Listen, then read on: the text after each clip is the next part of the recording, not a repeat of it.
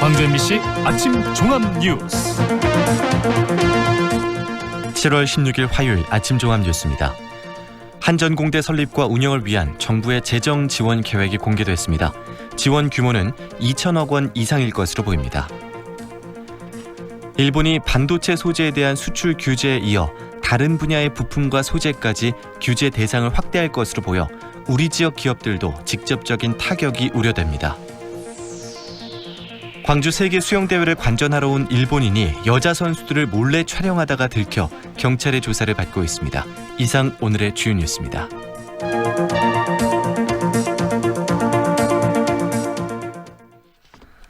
한전공대 설립과 운영을 위한 정부의 재정 지원 계획이 공개됐습니다. 한전이 먼저 학교를 설립해서 개교를 하면 이후에 정부가 설립비와 운영비를 지원하는 것이 골자인데요. 이 지원 규모는 2천억 원 이상이 될 것으로 보입니다. 고익수 기자의 보도입니다. 한전공대의 2022년 3월 차질 없는 개교를 위해 가장 시급한 것은 재정 확보 방안. 그 1단계로 한전공대가 개교하기 전까지 필수적으로 갖춰야 하는 데 들어가는 재원은 한전이 부담하기로 정리됐습니다. 개교 이후 들어가는 비용을 정부에서 최소 지자체 수준으로 지원한다는 것이 2단계 방안입니다. 김신남 전라남도 일자리정책본부장입니다. 한전이 자체 재원으로 건설을 하고 그 이후에 2단계로 되는 그 이후에 추가 확충 시설이나 이런 부분에 대해서는 정부가 지원한다. 최소 지자체 수준은 전남도와 나주시가 개교 후 5년간 각각 1,000억 원씩을 지원하기로 한 만큼 2천억 원 이상이 될 것으로 보입니다. 이를 위해 전력산업기반기금을 활용하기 위한 전기사업법 시행령 개정이 필요하고 더 나아가 특별법 제정까지 검토되고 있습니다.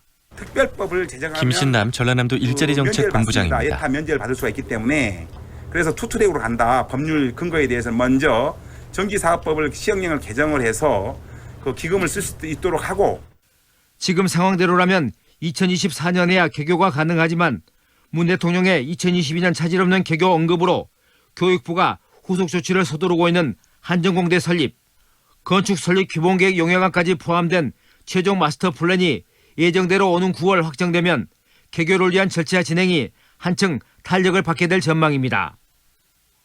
MBC 뉴스 소익수입니다. 일본이 반도체 소재에 대한 수출 규제에 이어 우리나라를 화이트리스트에서 제외하기로 결정해 우리 지역 기업들도 타격을 받을 것으로 우려됩니다. 가뜩이나 기업들의 체감 경기가 나빠진 상황에 일본 리스크까지 겹치면서 우리 지역 기업들의 수출에 상당한 어려움을 겪을 것으로 예상됩니다. 이재원 기자입니다. 반도체 소재에 대한 수출 규제에는 별다른 영향을 받지 않았던 지역 기업들의 피해가 가시권에 접어들고 있습니다. 일본이 우리나라를 화이트리스트에서 제외하기로 결정해 지역의 주력 업종 가운데 하나인 공작기계와 기계 부품 등에 타격이 예상되기 때문입니다. 이런 분위기를 반영하듯 3분기 기업 경기 전망이 2분기보다 19포인트나 하락한 87에 그쳤습니다. 특히 2분기보다 3분기 경기가 악화될 것이라고 응답한 업체는 33%로 전분기보다 10% 가까이 늘었고 호전될 것이라고 응답한 업체는 20%에 불과했습니다. 미중 무역 관계 광주상공회의소 FTA 지원센터 김상우 부장입니다. 그 기업의 대내 불확실성을 증폭시키면서 기업의 그 대내 불안 요인과 기업 환경의 경영 부담을 일본과의 상황이 급박하게 돌아가면서 지역에 있는 유관 기관들도 대책 마련에 고심하고 있습니다. 광주 상공회의소는 수출입 업무에 정통한 관세사까지 참여하는 대응반을 구성해 수출 규제 영향에 대한 모니터링을 강화하고 있습니다. 지역의 중소기업 정책을 책임지고 있는 중소기업청은 좀 더 적극적입니다. 일본 수출 규제 에로센터를 설치한 데 이어 긴급 경영 안정자금 1,080억 원과 컨설팅 예산 360억 원을 추경해 신청해 지역 기업들을 돕기로 했습니다. 일본 수출 광주 전남 중소기업청 백대화 팀장입니다. 여러 사항이 있으면은 저희 에로센터에다가 연락을 하시면은 좀 지원과 도움을 받을 수 있을 겁니다. 반도체 수출 규제를 피해갔지만 화이트리스트 규제는 피해가기 어려운 상황이 전개되면서 지역 기업들의 긴장감도 높아지고 있습니다.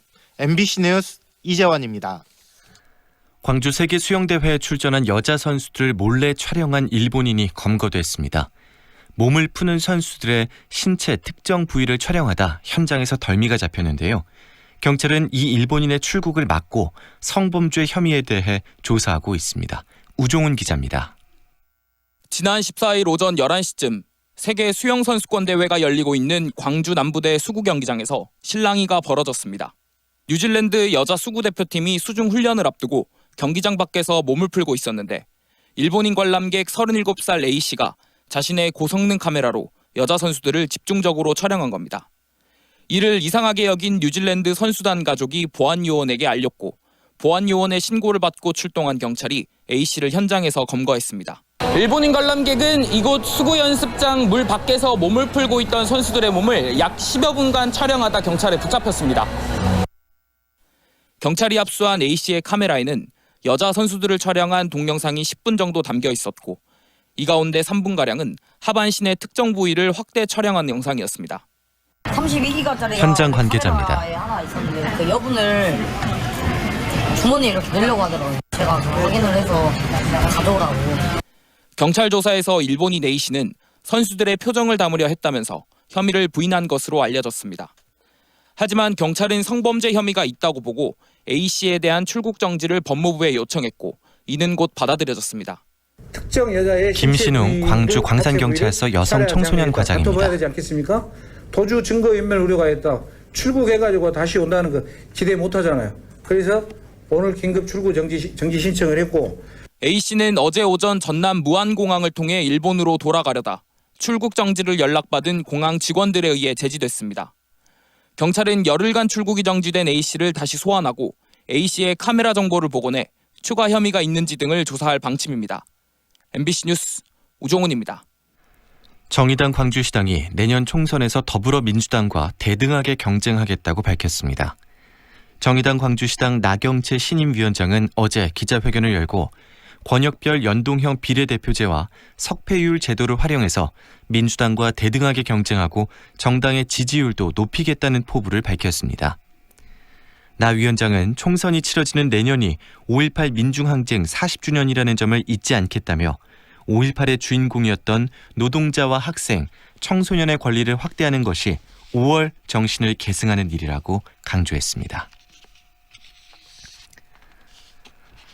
장시간 노동에 시달리는 택배 노동자들에게 여름 휴가를 주자는 주장이 제기됐습니다. 택배 노동자 기본권 쟁취 광주투쟁본부는 어제 기자회견을 갖고 택배 노동자들은 폭염을 뚫고 배송하느라 뛰어다니는 것도 괴로운데 삼복더위에 가족과 함께 휴식을 취할 여름 휴가도 없다며 각 택배 회사에 여름 휴가 대책 마련을 요구했습니다. 그러면서 오는 8월 16일과 17일 1박 2일을 택배 없는 날로 지정할 것을 제안했습니다. 광주 서부경찰서가 불법 사채업을 하며 법정 한도 이자율보다 높은 이자를 받은 혐의로 35살 이모 씨 등 조직폭력배 2명을 구속했습니다. 이 씨 등은 지난 1월 33살 A 씨에게 1,500만 원을 빌려준 뒤 매월 150만 원의 이자를 요구하는 등 6개월 동안 3명에게 5천만 원을 빌려주고 이자로만 1억 원을 챙긴 혐의입니다. 경찰 조사 결과 이들은 연 120%의 이자를 요구하며 폭행을 휘두르고 이자를 갚지 못하자 A씨가 운영하는 주점까지 빼앗았던 것으로 드러났습니다. 성범죄로 전자발찌를 찬 50대가 음주와 외출 제한 명령을 위반하다 실형을 선고받았습니다. 광주지법 형사 9단도 김진환 판사는 특정 범죄자 보호관찰 등에 관한 법률 위반 혐의로 기소된 53살 이모 씨에게 징역 4개월을 선고했다고 밝혔습니다. 광주 MBC 아침 종합 뉴스를 마칩니다.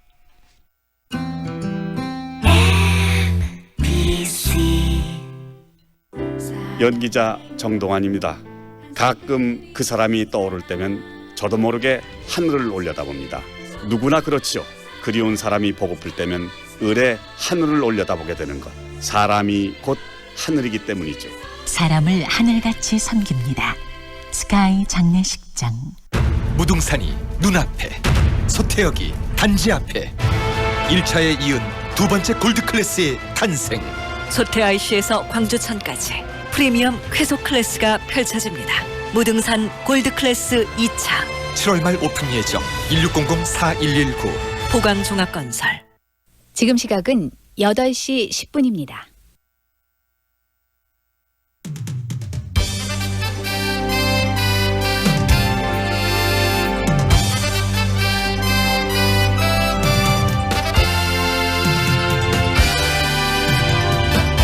황동현의 시선 집중. 황동현의 시선 집중 2부 시작합니다. 내년 총선을 앞두고 정당들의 내부 갈등이 깊어지고 있습니다. 특히 민주평화당 내에서 이대로는 안 된다라는 기류가 점점 확대되고 있는데요. 비당권파 중심으로 삼지대론을 내세우고 있습니다. 어제 인터뷰에서 정동영 민주평화당 대표는 총선을 위해 당을 깨는 건 있을 수 없다라는 비당권파의 의견에 반대하는 입장을 밝혔는데요. 오늘은 비당권파의 중심에 있는 분이죠. 유성엽 민주평화당 원내대표의 생각 듣겠습니다. 직장 내 괴롭힘을 막기 위한 근로기준법 개정안, 일명 직장 내 괴롭힘 금지법이 오늘부터 시행이 됩니다. 괴롭힘 피해자가 보호받을 수 있는 근거가 마련됐다는 점에서 의미가 있지만 문제를 근본적으로 막을 수 있는 그런 실질적인 조치나 대안으로까지는 이어지지 못할 거라는 우려 섞인 목소리도 나오고 있습니다. 직장갑질 119 고노산 노동스텝 연결해서 이번에 이 근로기준법 개정안이 담고 있는 내용 그리고 한계점에 대해서 이야기 들어보겠습니다. 휴가철이 코앞으로 다가왔는데요. 많은 분들이 여행지 숙박을 예약하는 시점이 바로 또 요즘입니다. 하지만 소비자들이 겪는 부당한 피해 사례들도 함께 증가하고 있다고 합니다. 소비자원에 따르면 최근 5년간 숙박 관련 피해 구제 신청 건수가 2배 이상 급증했다는 그런 결과도 있습니다. 휴가철 주의보, 바로 숙박 소비자 피해의 실태와 함께 주의점에 대해서도 오늘 살펴보는 시간 준비했습니다. CNI 소비자연구소 조윤미 대표와의 인터뷰가 준비되어 있습니다. 황동현의 시선 집중 계속됩니다. 우와, 통돼지 바비큐! 역시 우리 사장님이 최고! 즐거운 야유회 체육대회, 최고의 맛으로 즐거움을 더하다. 통돼지 바비큐 출장 서비스 쿠바하우스, 알뜰한 가격 통돼지 바비큐 출장 서비스 쿠바하우스. 062-351-7711. 7월 수완을 더 빛나게 하는 이름, 명품 아파트 모아 엘가. 무등산 영산강 특급 조망, 지하철 2호선 예정. 신가 재개발 미래가치까지 누리는 더 큰 수완의 완성. 모아 엘가 더 수완. 7월 오픈 예정. 514-1300 해림건설. 좁은 국토를 효율적으로 활용하여 에너지 영토를 넓혀가는 기업이 있습니다. 탑솔라. 생명의 가치를 높이고 미래의 변화를 준비합니다. 하늘의 태양을 땅의 태양으로. 탑솔라. 상무와 수완이 가까운 프리미엄의 중심, 무진로 지나리체 리버뷰가 옵니다. 무등산 영산강 특급 조망, 원스톱 중심 생활을 누리는 명품 중대형 무진로 지나리체 리버뷰. 6월 오픈 예정. 062-223-0002 진화건설. 여기는 4차 산업혁명을 이끌어갈 에너지 신산업과 미래형 자동차 전장산업의 중심. 광주형 일자리로 함께 성장하고 든든한 지원과 혜택으로 기업 경쟁력을 높이는 혁신적인 클러스터. 모이면 더 큰 미래가 보입니다. 광주 국가혁신 클러스터. 하이마트 광주 전남 1년에 딱 한 번 에어컨 총력 세일. 7월 8일부터 7월 31일까지 고객 여러분을 초대합니다. 최신 에어컨을 합리적인 가격으로, 여기에 최대 36개월 무이자 할부, 상품권 추가 혜택까지. 에어컨만큼은 기대하셔도 좋습니다. 하이마트로 가요. 남들과 다른 삶을 누리고 싶다면 이곳을 주목하라. 생활이 다르다, 교통이 다르다, 문화가 다르다. 흉내조차 낼 수 없는 남다른 자부심. 광천동 지역주택조합 추진위원회 이센트럴 스퀘어. 7월 중 오픈 예정. 조합원 가입 문의 062-519-3002. 시공 예정 고려 개발. 이사 걱정 없는 맘 편한 집 있을까? 출퇴근 편하고 생활이 편하고 거기다 8년 5일 전세로 마음까지 편한 집? 그래, 바로 여기야. 8년 동안 내 집처럼 8년 후엔 내 집으로. 첨단 한국 아델리움. 8월 오픈 예정. 문의 710-9700. 한국건설. 소자본, 창업에 관심 있는 분들 주목! 광주에 개꿀 창업 설명회가 개최됩니다. 잘 나가는 창업 브랜드, 비교, 상담, 1:1 컨설팅으로 창업비 최대 4천만 원 지원. 예약 문의 1600-6440. 7월 20일 광주 하남 피크닉몰. 예약 문의 1600-6440.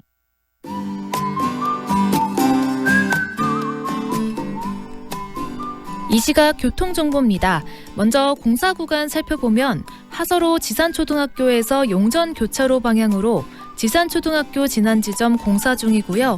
차량들 중앙선 넘어서 통행 중입니다. 중앙로 서현교회에서 광주방송 방향 중간 지점 가장자리 차로에서 화물차 하역 작업 중입니다. 주의해서 지나시길 바랍니다. 필문대로 남광주 사거리에서 조선대 입구 사거리 방향으로 서남로 좌회전 차량 후미신호 2번 필요합니다. 하남대로 동천마을 3단지에서 광신대교 방향 속도 떨어지고 있고요. 금남로 임동 5거리에서 유동 사거리 방향 신호 한 번 더 필요합니다. 독립로 까치고개에서 백운초등학교 사거리 방향으로 정체됩니다. 출근길 안전운행 하시기 바랍니다. 오늘부터 차량 안에 우산 하나 비치해 두시면 좋겠습니다. 장마전선의 영향으로 요즘 자주 비 소식이 있는데요. 오늘 중부와 남부 내륙으로 요란한 소나기가 지나는 곳이 있겠고요. 내일 밤부터 비가 시작돼서 금요일까지 이어지겠습니다. 오늘 미세먼지 농도는 좋음 단계를 나타내고 있습니다. 현재 광주의 기온은 24도, 습도는 91%입니다. 지금까지 좋은 아침 좋은 일자리, 광주 전문 취업 어플 사랑방, 사랑방자 협찬 날씨와 교통정보의 신혜빈입니다. 황동현의 시선집중 듣고 계시는 지금 시각 8시 16분 30초 막 지나고 있습니다. 민주평화당 내년 총선을 앞두고 이 갈등이 증폭되고 있는데요. 당을 유지해야 한다는 당권파 그리고 또 내년 총선 승리를 위해서는 비대위 구성하고 이후 새로운 3지대 정당을 만들어야 한다는 비당권파 입장이 부딪히고 있는 겁니다. 민주평화당은 오늘 의원총회를 열게 되는데요. 이 당의 진로를 두고 오늘 치열한 논쟁도 예상이 됩니다. 비당권파 입장을 이끌고 있는 유성현 민주평화당 원내대표 입장 오늘 듣도록 하겠습니다. 안녕하세요, 대표님. 예, 안녕하세요. 네, 민주평화당 요즘 분위기가 심상치 않습니다. 우리 원내대표께서 느끼는 당의 분위기는 어떻습니까? 지금 현재 우리가 대한 세력으로 살아가기 위해서 우리 당의 미래와 당의 어떤 노선을 가지고 네. 아주 진지하고도 진지하게 그런 서로 지금 논의들을 해가고 있습니다. 결국은 당의 미래를 위해서 치열한 논쟁을 하고 계시는 과정이라는 말씀이시네요. 그렇습니다. 예. 지금 이 당권파, 이 당을 유지해야 된다고 이야기하고 있고 정동영 대표도 어제 그 이야기를 하던데 지금 우리 유성현 원내대표께서는 당을 지금 새롭게 지금 비대위 구성하고 또 제3지대 정당까지 만들어야 된다는 이야기를 하고 계시거든요. 예. 현재 당이 갖고 있는 문제점은 뭡니까? 어떻든 결과적이지만은 당의 지지율이 3% 정도에서 우리가 아마 시작을 했던 기억이 있습니다만은 네. 조금도 거기에서 오르지 못하고 오히려 더 답보 상태, 더 떨어져서 답보 상태에 있는 이런 상황이기 때문에 이런 상태의 당을 가지고는 내년도 총선 치르기가 쉽지 않다, 네. 어렵다 이런 관점에서 뭔가 이 당을 살려내야 하는데 좀 더 크게 보면은 말이죠. 네. 현재 정부 여당은 어떤 외교 안보의 총체적인 난관에 직면해 있는 상황이고 네. 또 경제를 매우 지금 어렵게 해가고 있어서 네. 또 많은 국민들이 민주당에 대해서도 어떤 지지 또 기대를 좀 접는 이런 상황인데 그렇다고 남북 관계를 파탄내고 적폐를 쌓고 또 경제까지 망쳐온 이명박 박근혜 그런 후의 세력을 지지할 수 없는 거 아니냐. 네네. 그래서 아마 대안을 찾고 있는 것이 지금 우리 국민들의 그런 생각들인데 네. 현재 제3세력들이 그런 대안으로 떠오르지 못하고 대안으로 인정받지 못하고 있는 네. 이런 큰 상황에서 뭔가 제3지대 신당 창당 등을 통해서 대안 세력으로 부상을 해가야 되지 않겠는가 하는 그런 생각을 가지고 지금 여러 가지 진로나 미래를 걱정을 하고 있는 것입니다. 네.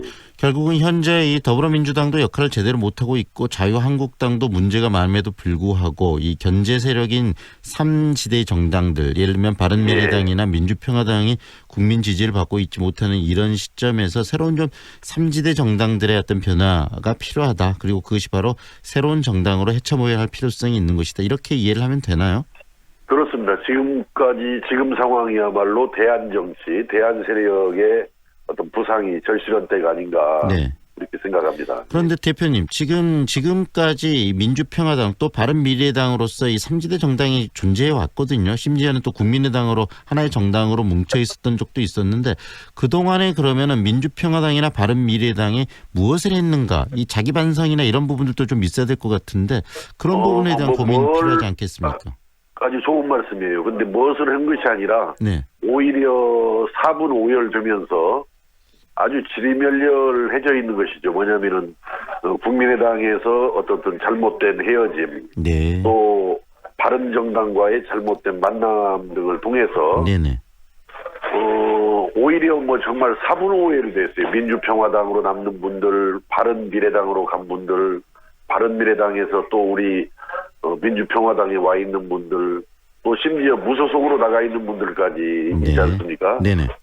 그래서 이게 4분 5열돼 가지고 어떤 대한 세력으로서의 어떤 기본기를 갖추지를 못한 채 네. 아주 지리멸렬해져 있다 보니까 네. 제3세력으로서의 역할을 전혀 못했다. 뭐 못할 뿐만 아니라 너무 지리멸렬해져 있다라는 그런 반성에서 시작된 것입니다. 네. 예. 좀 더 일찍 그런 그 반성 속에서 새로운 정당으로 해체 모의를 하셨어도 좋은데 시기적으로 너무 총선을 앞두고 하기 때문에 총선을 앞둔 그런 총선만을 앞둔 그런 정당의 해체 모의 아니냐는 지적도 있거든요. 그 부분에 대해서는 어떤 생각이세요, 대표님? 꼭 그러진 않습니다. 우리 그 국회 정치에서 가장 중요한 게 총선 아니겠어요? 네. 총선을 통해서 민심을 확인하고 또 민심을 모아가는 이런 역할이 중요하기 때문에 우리 민주평화당이 작년도에 2월 달에 만들어져 있습니다만은 지금이라도 어떤 대한 세력으로 이렇게 정리를 해가는 그런 노력은 뭐 시급하다 이렇게 생각을 합니다. 네. 당내에서 지금 우리 원내대표님, 유승엽 대표님과 뜻을 같이 하는 분들이 몇 분 정도 되시고 주요 인물들은 어떤 분들이세요? 뭐 구체적으로 누구누구를 거명하기는 그렇지만은 저희가 현재 그 바른미래당 소속으로 와 있는 비례대표 의원 2분까지 해서 총 16분 아니겠습니까? 네. 뭐 거기에서 뭐 지금 한둘 빼놓고는 뭐 대부분은 제3세력으로 거듭나야 한다. 네. 뭐 거기에 대해서 거의 생각들을 많이 같이 가지고 있습니다. 네. 어제 바른미래당의 박주선 의원도 저희 방송 인터뷰에서 3지대 빅텐트, 다시 말해서 새롭게 해체 모의를 해야 한다는 입장, 다시 말하면 유선엽 우리 원내대표님과 비슷한 입장을 견지를 했는데 그렇다면 크게 이 바른미래당 의원들과 이런 논의들이 좀 있으셨어요? 그렇습니다. 뭐 아직 뭐 당 차원에서 논의는 아니었지만은 개별적인 의원들과 꾸준하게 대화를 지금 뭐 하고 있고 또 앞으로도 해갈 것입니다. 그 문제는. 네. 그리고요 어제 또 정동영 대표 인터뷰도 저희가 했는데 창당 1년 반 만에 다시 창당을 이야기하는 것은 좀 상식에서 벗어난 일이다. 그리고 결국 내년 총선에서 당을 깨는 것은 국민들이 인정하지 않을 것이다라고 이야기를 했거든요. 그런 현재 정동영 대표의 입장에 대해서는 유성엽 우리 원내대표께서 어떻게 이야기하실 수 있을까요? 일반적으로 이 분열이라든지 어떻든 당을 깨고 탈당을 한다든지 하는 것에 대해서는 부정적인 그런 이미지를 갖고 있기 때문에 아마 그런 말씀을 하신 것 같은데 지금 현재 우리 민주평화당이 정상적인 상태가 아닙니다. 제가 볼 때는. 네. 그래서 오히려 상식적이지 않고 정상적이지 않기 때문에 새롭게 변화하는 이것이 오히려 앞으로 우리 정치에서 제대로 우리가 역할해 나갈 수 있는 터전을 마련할 수 있는 것이다. 이렇게 봅니다. 민주평화당이 현재 비정상적이기 때문에 그 비정상을 깨는 것. 그것이 바로 상식이다 이 말씀이신데요.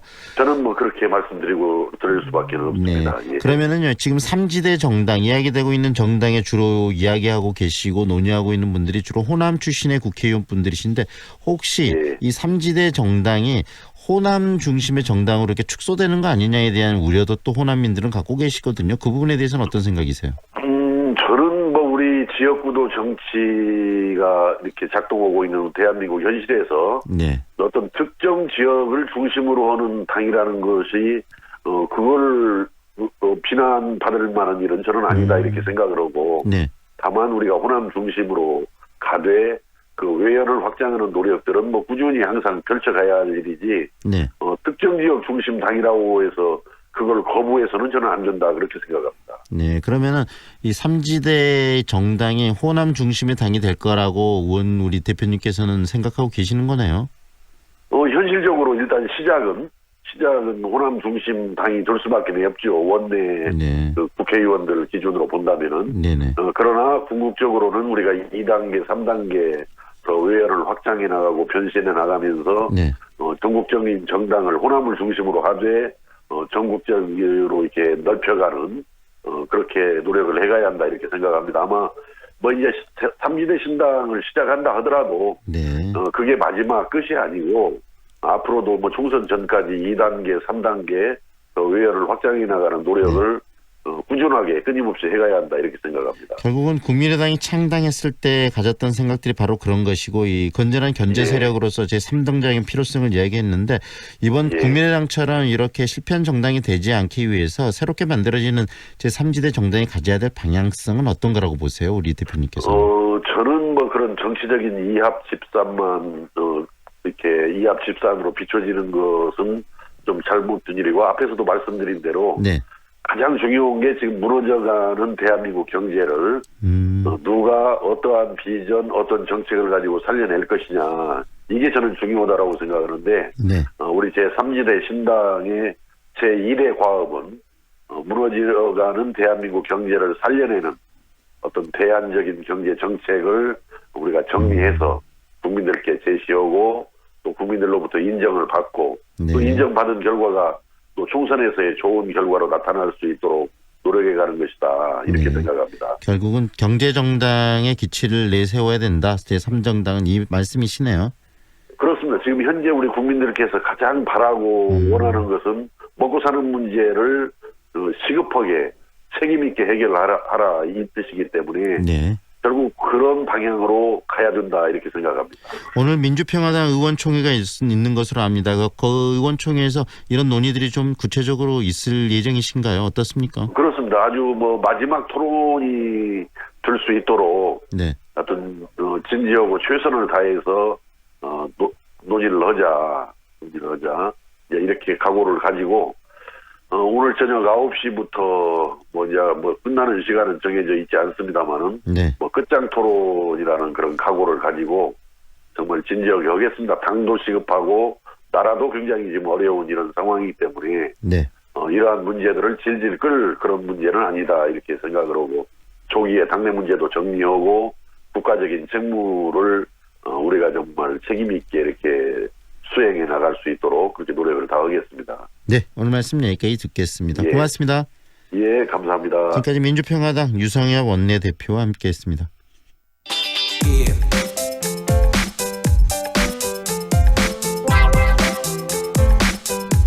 지난해 12월 국회에서 통과가 되었죠. 이 직장 내 괴롭힘 금지에 관한 내용이 포함된 근로기준법이 오늘부터 시행이 됩니다. 근로 현장 속 갑질 문제를 해소하는 역할을 할 것이라는 기대감과 함께 또 모호한 갑질의 기준 또 이행 조치 미비에 대한 그 처벌에 대한 규정들이 없다라는 지적도 따르고 있는데요. 직장 갑질 119 고노산 노동 스텝 연결해서 이번 금지법의 내용 그리고 한계점에 대한 이야기 정리하도록 하겠습니다. 안녕하세요. 예, 안녕하십니까. 네, 직장 내 괴롭힘을 호소하는 분들 생각보다 굉장히 많으시다면서요. 예, 그렇습니다. 저희가 2017년 11월에 만들어서 그때부터 작년 10월까지 이제 오픈 카톡, 이메일, 밴드를 통해 이제 들어온 제보를 총 합하니까 22,810건으로요. 하루 평균 62건에 달했습니다. 그리고 19년 이제 7월 현재 일일 기준으로 보면 이메일 상담이 10에서 20건 정도고요. 오픈 채팅이 3, 40건, 밴드가 2, 30건 등 그 평균 한 70여 건, 월 평균 2,000건의 제보가 들어오고 있는 상황입니다. 네, 그렇게 많은 제보가 들어온다는 것은 그만큼 직장 생활을 하는데 많은 분들이 힘들어한다는 이야기고 또 직장 내 괴롭힘이 만연해 있다는 이야기일 수 있는데 유형도 좀 소개해 주세요. 어떤 부분들이 가장 그 많은 분들을 힘들게 하는 부분입니까? 저희가 이제 제보를 분석해 봤는데요. 일단 월급을 떼었다가 25%로 가장 많았고요. 욕설, 폭언, 모욕 등 인격 모독이 14%, 그다음에 사적 지시 및 강요행위가 14%, 징계 및 해고가 9% 순이었는데요. 인격 모독과 사적 지시를 합하면 이제 직장 괴롭힘이 28%로 가장 많은 제보였다고 할 수 있습니다. 네. 오늘부터 그래서 직장 내 괴롭힘 금지에 관한 이 근로기준법이 지금 시행이 되는데 이 법에 담고 있는 내용도 소개해 주십시오. 구체적으로 어떤 부분들을 통해서 직장 내 이런 괴롭힘을 지금 예방하겠다는 거죠? 네, 그 노동부가 발표한 것에 따르면 한 16가지로 보고 있는데요. 네. 뭐 유형별로 좀 말씀드리면 첫 번째로는 이제 폭행, 폭언 등 뭐 위협 등이 이제 해당되겠고요. 두 번째로는 이제 모욕이나 명예훼손이 있습니다. 그리고 세 번째로는 그 따돌림과 차별 행위인데요. 뭐 조롱이나 차별이나 뒷담화, 업무 배제나 차단하는 일, 허드렛 일을 시키는 것 등이 여기에 해당한다고 하겠습니다. 네 번째는 이제 회식이나 음주, 흡연을 강요하는 행위도 직장 괴롭힘으로 보고 있습니다. 네. 그 다섯 번째는 이제 부당 지시인데요. 퇴사를 강요하거나 부서 이동을 강요하는 행위, 휴가를 마음대로 쓰지 못하고 또 이렇게 감시하는 행위 등이 여기 해당되고요. 네. 그 SNS를 통한 이제 부당한 업무 지시 뭐 이런 것도 여기 해당한다고 할 수 있습니다. 네. 특히 뭐 주말이나 이렇게 쉴 때 SNS나 그 뭐 카카오톡이나 이런 걸 통해서 지시하고 이런 부분도 지금 직장 내 괴롭힘에 해당되는 거죠. 예, 그렇게 볼 수 있습니다. 그런데 이 괴롭힘이라는 좀 개념이 방금 이렇게 여러 가지 예를 들어주셨지만 그럼에도 불구하고 좀 모호한 부분이 많다. 그래서 실질적으로 적용에 문제가 있는 거 아니냐는 지적이 있던데 그 부분에 대해서는 우리 선생님께서는 어떻게 이해하고 계십니까? 예, 그 근로기준법 정의를 보면 이제 직장에서의 지위 또는 관계 등의 우위를 이용하여 업무상 적정 범위를 넘어서 다른 근로자에게 신체적, 정적 고통을 주거나 근무 환경을 악화시키는 행위를 말하고 있는데요. 네. 그래서 첫 번째로는 이제 지위 또는 관계 우위를 이용했는지, 두 번째로는 그 업무상 적정 범위를 넘어섰는지, 세 번째로는 신체적, 정신적 고통을 줬는지, 네 번째는 이제 근무 환경을 악화시켰는지 등이 이렇게 좀 쟁점이 된다고 좀 할 수 있겠습니다. 그런데 그 정점들이 좀 명확하지 않아서 모든 케이스 바이 케이스 그 쟁점에 대해서 좀 개념을 다시 정립해야 될 그런 복잡함은 없을까요? 예, 그래서 아마 그런 것들이 이제 시행 과정에서 사회적으로 좀 이슈화되면서 네. 좀 명확히 좀 자리 잡아야 될 문제가 아닌가 싶습니다. 하나 예를 들면은 방금 뭐 언급을 하셨지만 이 부서 이동 부분 또는 뭐 불가피한 추가 업무 지시 이런 부분들이 인사권의 문제다 또는 일을 하기 위한 지시의 문제다 이런 식으로 이야기를 했을 때 그 경기가 좀 모호할 것 같거든요. 예, 그런 어려움이 있을 수 있습니다. 일단 불가피한 추가 업무 지시가 이제 있을 수는 있을 텐데요. 네. 그 일이 반복적이고 지속적으로 이루어지고 고통을 주거나 근무 환경을 악화시켰다면 이제 직장 괴롭힘에 해당한다고 할 수 있습니다. 네. 그리고요. 이 부분들을 지금 이 처벌 규정이 제대로 없다. 만약에 그런 직장 내 괴롭힘을 일으킨 가해자에 대해서 처벌 규정이 없기 때문에 과연 이 법이 실효성이 있겠느냐에 대한 의구심도 나오던데 그 부분은 어떻습니까? 예, 그런 이제 어떤 법적 한계는 좀 담고 있습니다. 가해자에 대한 처벌 조항이 없어서 어려움은 좀 있고요. 다만 이제 사용자가 이 직장 괴롭힘이 발생하면 지체 없이 사실 확인 조사를 실시해야 하고, 네. 조사 전에 이제 피해자의 어떤 보호 조치, 본인 동의를 거쳐서 이제 근무 장소를 변경하거나 유급 휴가를 이제 주거나 이렇게 좀 해야 하고요. 네. 또 조사 결과 사실이 확인되면 가해자 징계 조치와 피해자 보호 조치를 좀 취해야 합니다. 그리고 이제 신고자 또는 피해자에게 이제 해고 등 불이익 처벌을 할 경우에는 3년 이하의 징역 또는 3천만 원 이하의 벌금에 처하도록 하고 있습니다. 네, 결국은 여기에 대한 책임을 바로 사용자, 사장에게 묻는다 그거네요. 그렇긴 하지만 네. 현재 그 부족한 부분이 이제 가해자 처벌 조항이 이제 법에 명확히 있는 건 아니고 이제 사용자가 징계하도록 하는 네. 이제 그런 어떤 한계적인 좀 문제는 있습니다. 네. 오늘 그런 여러 가지 한계점도 있지만 결국은 이런 법이 자체가 만들어졌다. 법의 취지, 그다음에 우리 사회의 어떤 문화적인 그 직장 내 여러 가지 그런 분위기를 좀 바꿔낼 긍정적인 효과도 있을 거라는 기대감은 있습니다. 이 법이 제대로 뿌리 내리기 위해서 우리들이 꼭 고려해야 될 부분들에 대한 이야기도 좀 해주시죠. 예, 이게 이제 그 직장 괴롭힘 문제가 우리가 익히 알고 있듯이 이제 대한항공 오늘 일가의 폭언 폭행이나 그다음에 이제 의료계 여성 괴롭힘과 태움 사건들 그리고 이제 그 웹하드 위디스크 양진호 회장의 폭행 사건이나 이제 미투 등을 겪으면서 좀 이제 직장 내 괴롭힘이 더 이상 방치할 수 없는 네. 어떤 사회적 문제로 좀 인식하게 되었고 어떤 사회문화적 적폐 청산에 대한 요구가 이제 이 직장 괴롭힘 금지법으로 만들어지게 되었습니다. 그래서 이것들이 현장에서 좀 올바로 정착될 수 있도록 어떤 사회적인 문화를 같이 만들어가야 될 것 같고요. 네. 또 하나는 이제 그 부족한 점들이 있어서 앞서 말씀드린 가해자 처벌 조항을 좀 신설하고 만약에 이제 가해자가 그 사장일 경우에는 그 사장한테 다시 신고할 수가 없기 때문에 네. 그 노동청에 신고하는 등의 어떤 개선이 필요할 것으로 보입니다. 결국은 추가 입법도 좀 필요하다는 말씀이시네요. 예, 이미 이제 가해자 처벌 조항 신설 문제는 국회에 계류 중이라서요. 네. 그것들을 국회에서 좀 처리하면 다시 시행될 수 있는 문제입니다. 네, 오늘 말씀은 여기까지 듣겠습니다. 고맙습니다. 예, 고맙습니다. 지금까지 직장갑질 119 권우산 노동스텝과 함께했습니다.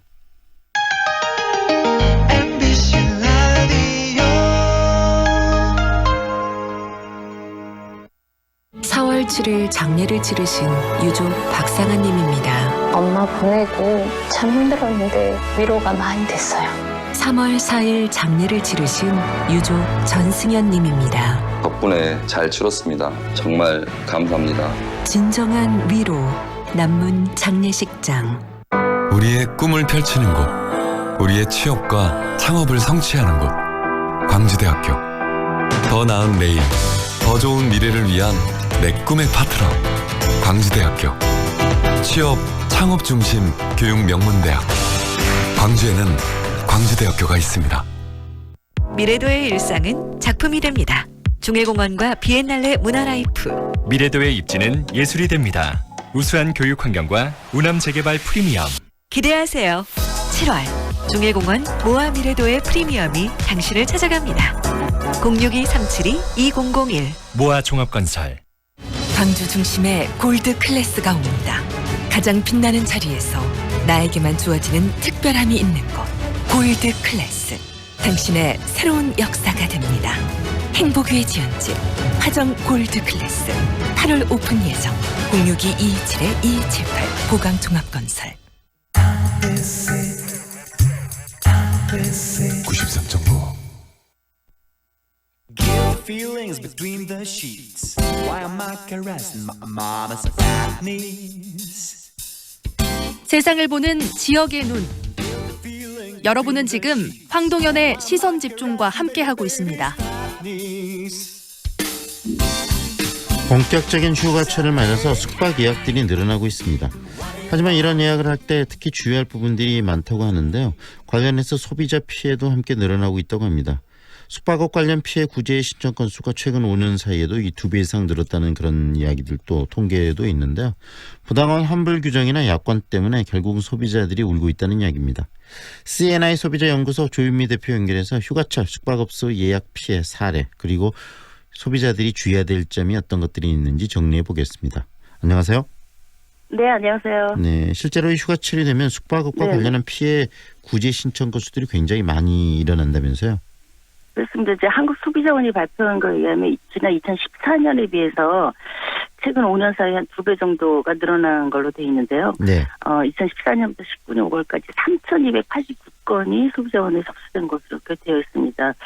주된 이제 피해 유형을 보니까 이제 위약금 관련한 게 굉장히 많아요. 네. 네, 위약금 관련한 게 2,822건으로 한 86% 정도 차지하고, 그다음 이제 부당행위 관련한 부당행위 피해가 한 5% 정도 이렇게 뒤를 이어서 대부분이 취소나 환불 요구할 때 제대로 안 되고 위약금을 과도하게 요구하는 이 피해가 많다 이렇게 보시면 될 것 같습니다. 네, 예약을 취소하거나 변경할 때 결국 피해를 입는다는 것이고 특히 네네. 위약금 돈을 제대로 돌려받지 못하는 거 아니겠습니까? 그리고 그렇습니다. 되려도 네네. 돈을 물어야 되는 경우도 있고요.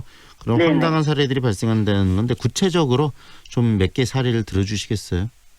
우선은 이제 환불 불가라고 하는 걸 좀 기억해 보실 필요가 있는데요. 네. 그 예약을 할 경우에 환불 불가 이런 표시가 되어 있으면 이게 같이 최소가 내지는 뭐 특가 이런 거랑 이게 같이 세트로 되어 있어요. 그래서 네. 굉장히 저렴하구나. 그래서 환불 불가 상품을 선택하면 한 번 결제를 하고 나서 어떤 시기에 취소를 하더라도 절대 환불을 무료로 해주지 않는 거죠. 전부 다 수수료를 요구를 하고 있습니다. 네. 또 하나는 실수로 내가 이제 이렇게 결제를 하기 전에 이제 검색을 하기 위해서 이렇게 클릭을 했는데 그냥 저절로 자동 결제가 돼버리는 거예요. 이 경우에는 내가 예전에 이 사이트를 이용을 해서 내 계좌번호라든가 이런 걸 등록을 해놓은 경우에 그냥 다음 이렇게 누르다 보면 그냥 결제가 돼버리는 거예요. 이런 경우에도 내가 예약을 하려고 한 게 아니다라고 환불을 요구하는데도 환급을 거절하는 그런 사례도 있었고요. 네. 그다음에 이제 사전에 호텔 예약과 결제를 다 마쳤는데 체크인 할 때 네. 거기에 일부 다시 빠졌다 이러면서 추가로 재결제를 요구하는 이런 피해도 지금 굉장히 많이 발생하고 있습니다. 그래서 실제로 이제 결제를 하는 과정 또 실제로 결제하고 나서 내가 추가로 뭘 더 내야 되는지 이런 것들을 좀 꼼꼼하게 보실 필요가 있어요. 네. 네. 그리고 그런 부분들이 소비자에게 굉장히 불리한 약관들을 그런 어떤 업체들이 다들 가지고 있으면서 그것을 강요하기 때문에 그런 문제들이 발생하는 건가요? 그렇습니다. 이제 약관이라고 하는 것은 사실은 네. 강제적인 것은 아니고요. 기업과 그러니까 업체와 소비자와의 계약 관계에서 어떤 내용을 계약할지를 약속하는 것이 바로 약관입니다. 그런데 공정거래위원회가 고시에 의해서 약관을 이렇게 운영해라라고 한 것은 열흘 전에 내가 내 여행 가기로 약속한 날 열흘 전에 그 취소를 하게 되면 수수료 없이 전액 환불해 주도록 그렇게 고시되어 있어요. 그런데 숙박 업체들이 그냥 제멋대로의 그 수수료 규정을 내놓고 또 이제 최근에 아주 고가의 이제 고급 풀 빌라 같은 경우가 굉장히 인기가 네네. 있는데요. 인기가 있다 보니까 이런 데들에서는 기본 취소 수수료라고 해서 언제 취소를 하더라도 예를 들어 한 달 전에 취소를 해도 기본 취소 수수료 10%를 그냥 무조건 떼는 이런 것들을 약관을 이제 운영을 하고 있는 것이죠. 그래서 이렇게 제멋대로 약관을 하고 있는 게 굉장히 많기 때문에 네. 꼼꼼하게 그 약관 내용도 좀 보실 필요가 있습니다. 실제로 내가 계약을 할 때는 업체가 제시한 그 계약 조건에 의해서 계약을 한다라고 이제 생각을 하시면 되고요. 이런 것들을 시정하라라고 공정거래위원회가 명령을 내려도 제대로 시정이 안 되고 그냥 막무가내에서 영업을 하는 경우도 굉장히 많습니다. 그렇기 네. 때문에 지금 소비자 피해가 계속적으로 네네. 나타나고 확대되고 있는 건데요. 그리고 하나 또 유념할 부분이 해외에 본사를 두고 있는 여러 가지 SNS 관련 예약 대행 사이트들 이런 부분들은 나중에 취소를 하거나 환불을 하거나 어떤 또 법률적 조치를 취하려 할 때 해외에 있는 회사이기 때문에 굉장히 좀 힘들 것 같다는 생각이 들거든요. 그렇습니다. 그 최근에 이런 데들이 굉장히 이제 공격적인 마케팅을 하면서 해외 본사를 둔 숙박 그 예약 대행 사이트들이 굉장히 많이 이제 이용이 되고 있어요. 그래서 이제 소비자원에서 국제거래 소비자 포털이라고 하는 걸 운영하고 있는데 여기에서 계속적으로 피해 건수가 지금 늘어나고 있습니다. 대부분이 아주 이렇게 많이 소비자들이 이용하는 아고다 많이 들어보셨죠? 부킹닷컴, 네. 뭐 트립닷컴, 뭐 고투게이트 뭐 이런 데서 주로 이제 다 불만이 거의 80% 이상이 나타나고 있는데 네. 대부분 다 뭐 아고다는 예를 들면 싱가포르에 본사를 두고 있는 그런 대행 업체고요. 부킹닷컴은 네덜란드, 뭐 트립닷컴은 중국 뭐 이런 식으로 해외에 다 이제 본사가 있어요. 그래서 국내법이 적용이 잘 안 됩니다. 그래서 말씀드린 대로 공정거래위원회가 수정 조치를 해라라고 명령을 해도 제대로 듣지도 않고 그리고 자체적으로 운영하고 있는 규정들을 잘 바꾸지는 않고 있습니다. 그래서 특히 이제 이 경우에 환급 불가로 인한 피해를 굉장히 많이 입게 되는 경우들이 많고요. 그래서 조심해야 될 필요가 있습니다. 또 아예 고객센터조차 운영하지 않는 업체가 있어요. 그래서 내가 어떤 문제가 생겼을 때 이거 환불해달라 뭐 내 이야기를 항의를 할 곳조차도 제대로 없는 겁니다.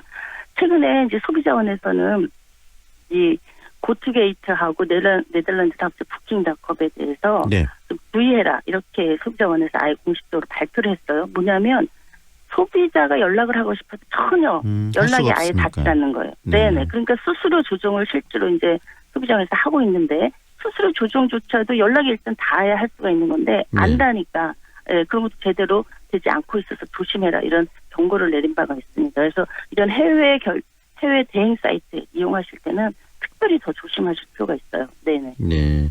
그리고 방금 이야기하신 것처럼 국내 업체라면 뭐 국가적인 우리나라 국내법 가지고 뭐 여러 가지 그 보상도 받을 수 있지만 특히 해외 사이트는 그런 어떤 문제점이 있다는 말씀을 해주셨는데 그렇다면 네네. 중요한 것은 이런 부분들 해외 또 국내 여행을 가기 위해서 여러 가지 이 예약을 하시는 소비자들이 좀 유념해야 될 부분들이 있을 것 같아요.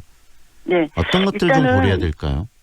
제가 이제 후기를 좀 꼼꼼하게 보라는 말씀 드리고 싶어요. 네. 후기에는 이제 뭐 가서 실제로 피해를 입은 사례 이런 것들이 좀 올라와 있거든요. 그래서 그런 것도 보시고, 그 다음에 숨은 가격이 있는지 좀 체크해 보실 필요가 있습니다. 실제로 나온 것은 뭐 예를 들면 이거 30만 원짜리인데 특가에서 15만 원이다 이렇게 해놨는데 들어가 보면 세금이나 수수료 이런 것들을 더 추가적으로 내야 되는 상황이 돼서 나중에 보면 10%에서 15% 정도 요금이 더 올라가는 경우도 많습니다. 그래서 실제 결제가가 얼마인지 좀 체크해 보실 필요가 있고요. 네. 그리고 예약 취소 횟수를 제한해 놓는 경우가 있습니다.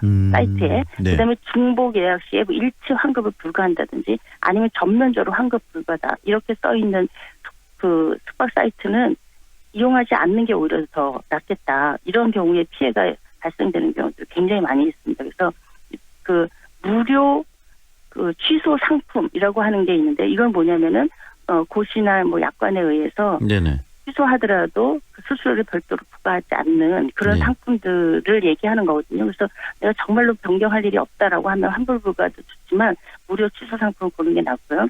그다음에 일단 피해를 입었다 그러면 지금 한국소비자원에서 그 수수료 조정 작업을 해주고 있습니다. 그래서 네. 소비자원에서 운영하는 국제거래 소비자 포털이라고 하는데 접수하셔서 네. 그 내가 이런 피해를 입었다라고 하는 것들을 입증 자료랑 함께 제출하시면 좋고요. 문제가 일단 생겼을 경우에 즉각적으로 회사에 이의를 제기하고요. 네. 내가 실제로 거래한 날짜가 언제인지 날짜에 따라서 굉장히 중요하거든요. 네네.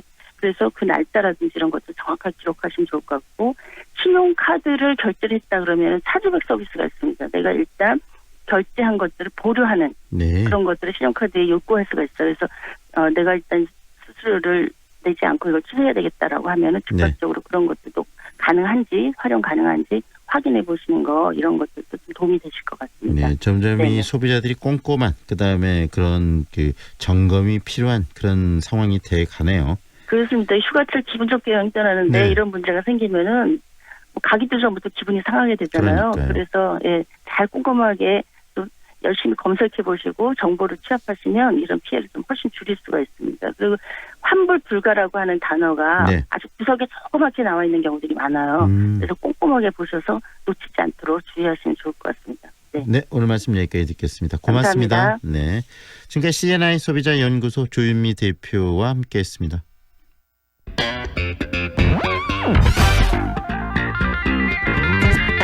다양한 남도의 소식을 만나보는 시간이죠. 오늘은 전남 서북권 소식 만나보겠습니다. 목포시민신문 유영철 국장 연결돼 있습니다. 안녕하세요, 국장님. 예, 안녕하세요. 네, 목포시를 비롯해서 이 전남 서북권의 기초자치단체들이 지역사랑 상품권 발행을 서두르고 있다는데 어떤 내용입니까? 네, 그렇습니다. 목포시를 비롯한 전남 서남권 기초단체들이요. 지역에서만 유통되는 지역 상품권 발행을 서두르고 있습니다.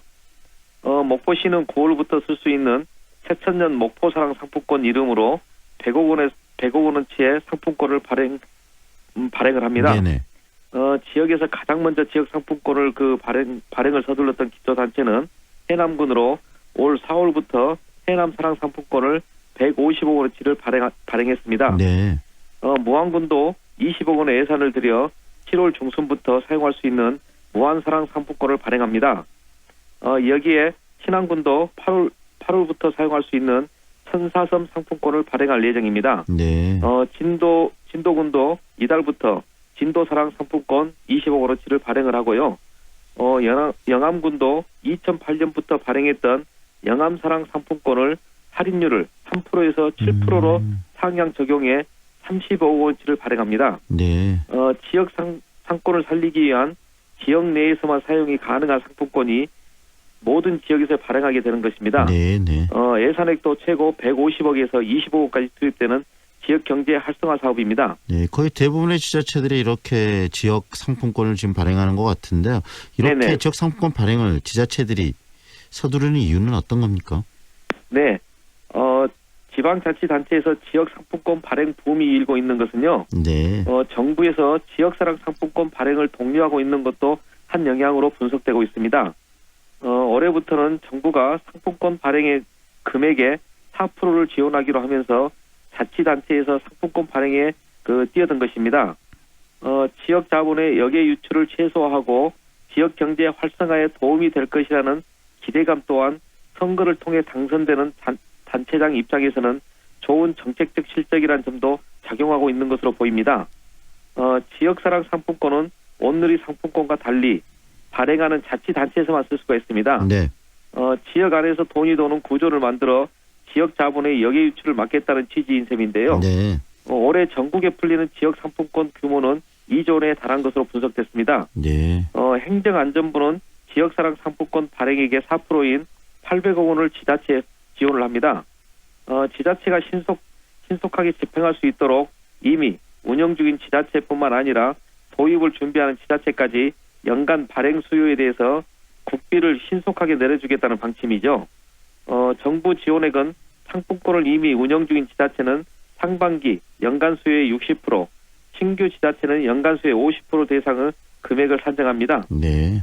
기초단체들이 지역사랑 상품권 발행에 과열 양상을 보이면서 부작용도 지적되고 있기도 합니다. 결국 행정안전부에서도 중앙정부에서도 지금 이런 발행에 대해서 800억 원의 금액까지 좀 지원하고 그러니 지금 모든 지자체들이 이렇게 앞다투어 발행을 하는 것 같은데요. 네네. 그런데 이런 상품권 발행에 대해서 지자체의 부작용을 우려하는 그런 목소리도 또 많이 나오고 있다면서요. 네, 그렇습니다. 상품권의 실효성을 살리기 위해서는 그 저조한 가맹점을 늘려한다는 것이죠. 네. 상권이 적은 지역에서는 지역 상품권 취급 가맹점 수를 공개하기도 꺼리고 있습니다.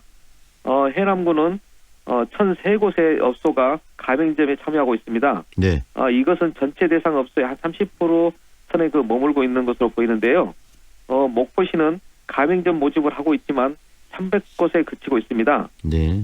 시내 가맹점 대상 업소는 17,300곳으로 파악되고 있지만요. 아직까지 저조한 실적입니다. 목포시는 전체 대상 업소 중 70%인 12,000곳을 목표로 하고 있는데요. 가맹점 참여가 저조하면서 공무원들이 모집에 동원되는 경우가 비일비재합니다. 지역사랑 상품권이 곧 공무원 상품권이란 우스갯소리도 나오는 이유이죠. 네네. 여기에 더 큰 문제는 이른바 상품권 깡 등 지역사랑 상품권을 악용하는 사례가 성행할 것이라는 지적도 있습니다. 네, 상품권 깡. 지금 네네. 상품권을 가지고 이렇게 할인을 하고 거기에서 이익을 먼저 취하는 그런 행위 같은데 어떻게 이루어지는 것인지도 소개를 좀 해주시겠습니까? 네, 상품권 깡은요 인터넷을 통해서 음성적으로 이루어지는 것으로 보입니다. 상품권 등 지폐를 주로 거래하는 인터넷 게시판에서는요 각종 지역사랑 상품권을 판매하는 글이 심심치 않게 올라오는 것을 볼 수가 있습니다. 네. 한 업자는 매달 2천여만 원치의 6% 할인된 가격에 매입하겠다는 내용의 글도 올려놨습니다. 지역사랑 상품권을 저렴하게 구입한 뒤 액면가대로 한전을 받아 시세 차익을 챙기는 상품권 깡인 셈이죠. 네. 1인당 상품권 구매 액수를 제한하고 있지만 상품권 깡을 하는 전문 업체들에게는 실효성이 없어 보입니다. 네. 보통 종이로 된 지역 상품권의 경우 발행액과 운영에 드는 제반 비용은 4% 정도입니다. 네. 여기에 최대 10%까지 할인하는 금액까지 계산했을 때 많게는 14%가 지자체 예산으로 충당되는 것이죠.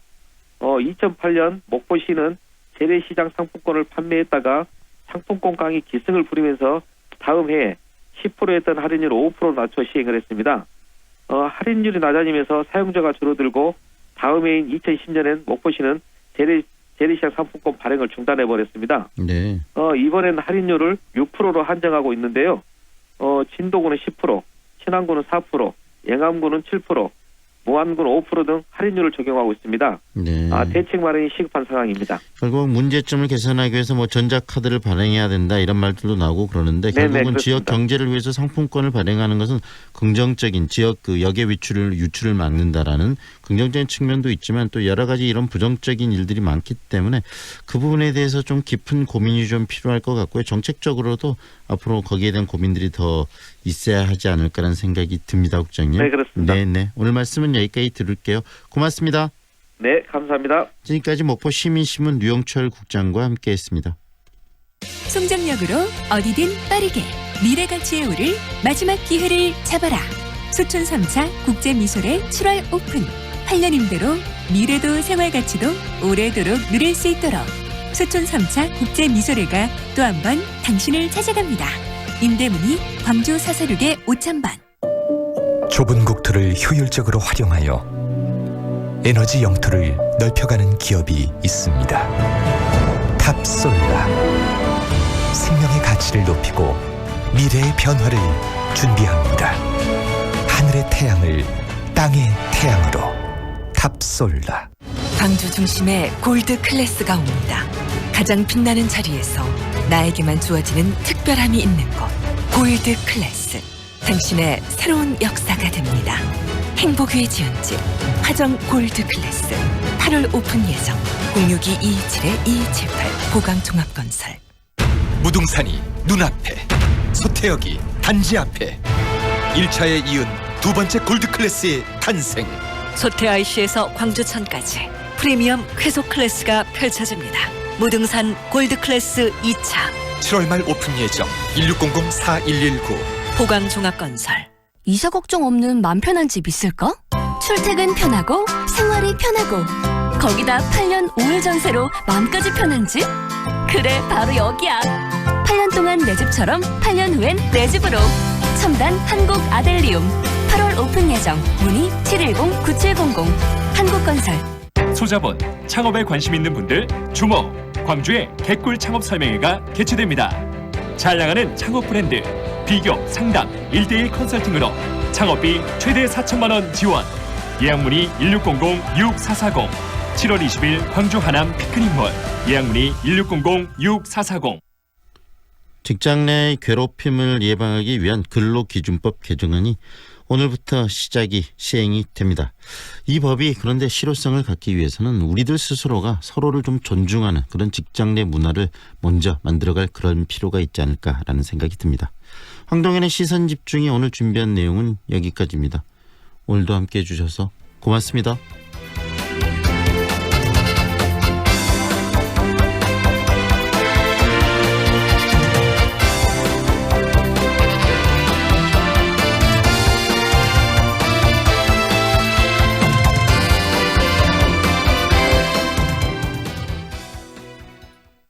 지금 시각은 8시 57분입니다. 하이마트 광주 전남 1년에 딱 한 번 에어컨 총력 세일. 7월 8일부터 7월 31일까지 고객 여러분을 초대합니다. 최신 에어컨을 합리적인 가격으로, 여기에 최대 36개월 무이자 할부, 상품권 추가 혜택까지. 에어컨만큼은 기대하셔도 좋습니다. 하이마트로 가요. 이사 걱정 없는 맘 편한 집 있을까? 출퇴근 편하고 생활이 편하고 거기다 8년 5일 전세로 맘까지 편한 집? 그래 바로 여기야. 8년 동안 내 집처럼 8년 후엔 내 집으로. 첨단 한국 아델리움 8월 오픈 예정. 문의 710-9700 한국건설. 2019 우수 중소기업 농특산물 추석선물 박람회 8월 30일부터 9월 3일까지 5일간 김대중 센터에서 열리는 이번 행사는 개그우먼 김보화가 출연, 광주 MBC 후원 특별 생방송으로 진행됩니다. 참가 문의 062-371-3511 371-3511. 올해 첫 삽을 뜨는 광주 도시철도 2호선, 그 중심엔 시민들이 있습니다. 지난 2002년부터 16년 동안 계속된 찬반 논쟁 끝에 시민참여 공론화로 해법을 찾았습니다. 공론화위원회와 시민참여단이 꾸려지고 모든 과정에 시민들이 직접 참여해 충분한 토론과 협의를 거쳐 결정을 이끌어냈습니다. 광주 도시철도 2호선 공론화 과정은 수기민주주의 모범 사례로 손꼽힙니다.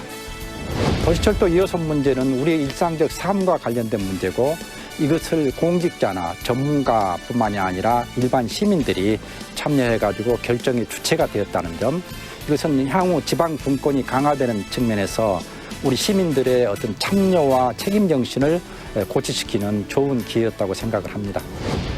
주민 스스로 만들어가는 지방자치 시대, 광주 전남이 열어갑니다.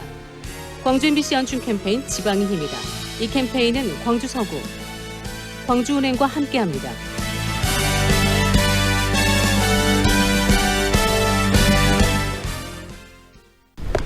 사람들의 발소리가 산사태 소리처럼 들리는 사람도 있습니다. 그들은 자폐라는 이름의 세상에서 삽니다. 돌발 행동을 보여도 먼저 안심시켜주고 기다려주세요. 당신의 이해가 배려하는 세상이 됩니다. 공익광고협의회. AM 819kHz, 표준 FM 93.9MHz, 광주 MBC 라디오입니다. HLCN. 친구처럼 다정한 연인처럼 MBC 문화방송. 여러분의 다정한 친구 광주문화방송이 9시를 알려드립니다.